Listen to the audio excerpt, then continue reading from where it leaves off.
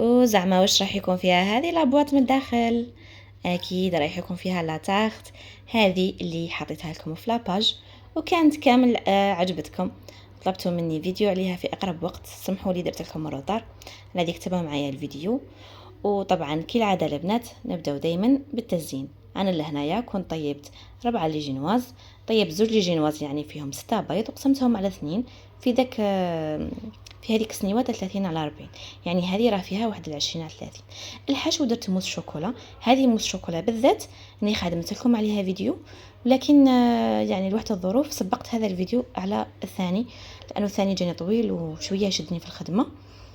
قلت لكم درت فيها لاموس شوكولا من داخل. راح نخلي لكم الوصفه تاعها المره الجايه.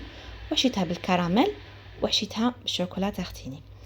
ولهنا راني نليسي بلا شونتيي اللي دات لي حوالي 350 غرام حتى ل 400 350 غرام نتاع شونتيي البنات. طلعتها بالماء يكون بارد، نوعيه هي الرسيم. وجبت هذا اللي سوز المدرج اللي راكم تشوفوا فيه. راني مسرعت لكم الفيديو علاه لانه هذه طريقه التمليس تاع الكيك الكاري اصلا راني خادمتها معكم في الفيديو السابق تاع كيكه الخطوبه، فما راني معلمتكم مليح كيفاه تليسو لا تارت اللي تكون مستطيله ولا كاري. لهنا انا فقط درت غير لا شونتيي وطلعتها قلت لكم، وراني ليسي بهذا اللي سوز المدرج. ومن بعد سويت السطح من فوق هذه المسطره. نعم هذه المسطره قلت لكم راني هادرت لكم عليها الفيديو السابق، رجعوا فقط لهذاك الفيديو لانه فيها بزاف تفاصيل تعاونكم في التمليس الاحترافي اللي يخرج لكم مليح. انا على درت لكم هذا الفيديو فقط باه تتعلموا كيفاه ديروا هذاك التزيين المخلط بين هذاك اللون الابيض مع هذاك اللون الصومو في لي غوزاس اللي خدمتهم. على ديك تبعوا معايا مليح البنات. لهنا سباتولا تاعي هذا تاع الحديد كنت سخنته ولا ديروه في ماء سخون وديروا ومسحوه من الفوق باه يعطيكم سطح املس ويجيكم ناعم من الفوق. من بعد لهنا راني نعبر في واحد النقاط، قلت لكم راني نعبر لهنا في واحد النقاط باه نخدم مانيش عارف هذا كيف يقول لهم واحد الاشكال.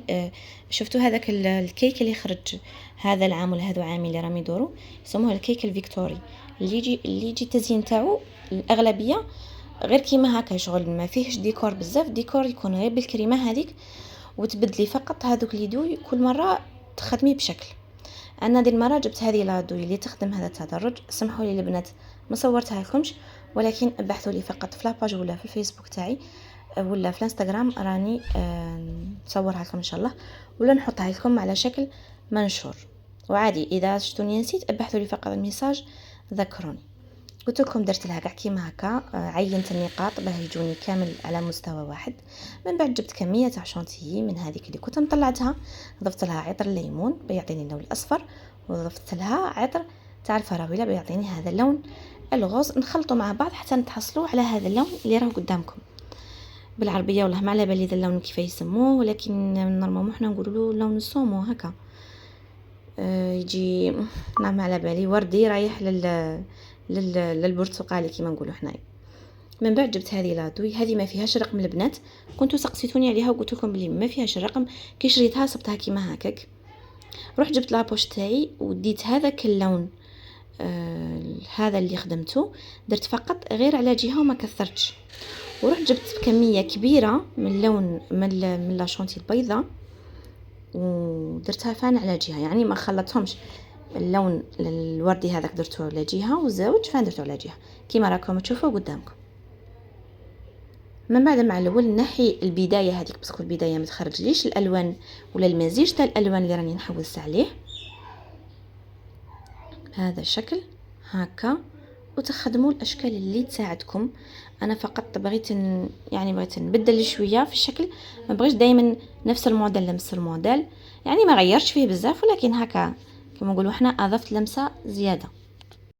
كملوا كامل الاشكال بهذه الطريقه البنات. درت انا من فوق ورحت فين درت من تحت. البنات خلوني نقول لكم فقط هنا كملاحظه صغيره، شغل كي ديروا شفتوا هذاك التشرشيف اللي خدمته انا في النص هذاك ما تهبطوش كامل لتحت على جال باه ديروا لي غزاز اللي جايين لتحت، فهمتوني؟ يعني حاولوا تخلوا مساحه تحت، انا شويه صعبت عليا باترتها.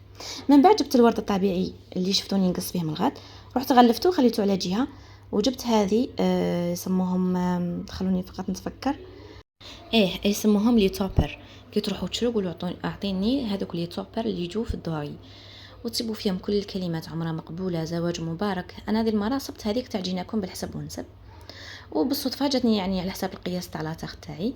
رحت جبت الورد الطبيعي تاعي اللي كنت شريته. خلوني نقول لكم باللي شريت واحد 7 وردات، كان حسبهم لي كامل 100,000، مع هذاك الورد الصغير الابيض اللي يسموه جيب صوفي نورمالمون هكا.